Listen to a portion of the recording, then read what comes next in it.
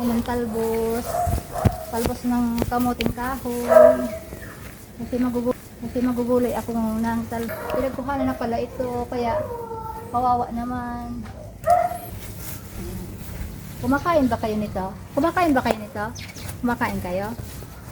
Ayan. Ang sarap. Taga-bulod lang nakakaisi. Sabi mo, taga-bulod ako. Ang sarap kaya dito ng ano, ayun. Ito. Ang kinukuha lang namin, dito lang kasi ano siya? Hindi mo, linaagan na mic in eh. Ha? Ayun, para sumay ko yun, duman. Kalimutan ko. Ayun na. Ganun. Oo. So ito guys, dito lang yan. Konti lang kinukuha ko. Ito tingnan mo Digding part pa lang ang mabunga. Ha? Digding part. Oo. Marami yan dyan. Ayan ang mga ibon. Ayan. Ito pala. Hilingin mo. Kakaiba ito kumuting kayo. Tagaro kayo. Mga sarangan. Yan. Sanga ba yan? Mga 3 months pa nito. Pwede na naman mag-harvest. Kaya yung mga mamimili na lamang ng kamuting kahoy ni pa. Hintayin nyo. At malapit na naman mag-harvest si pa ng kamuting kahoy. Ito sobrang healthy Tingnan mo ito. Healthy No? Green na Ayan. green.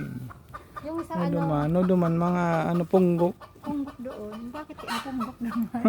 Kulang sa Pero ano yun? Sesame seeds. Yan ang sesame seeds yun. Namurakat na yung sesame seeds Ay!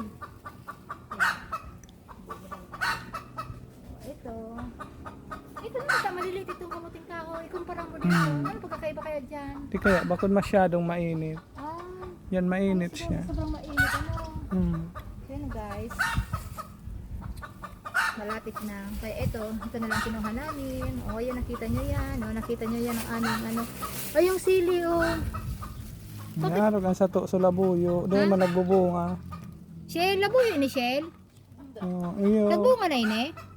Dahil arog man sa tuya. Doon nagbubunga. Sudara ko ini, Isang de? bura ko. Pwede, sudara ko ini. Kapanasan ka ito.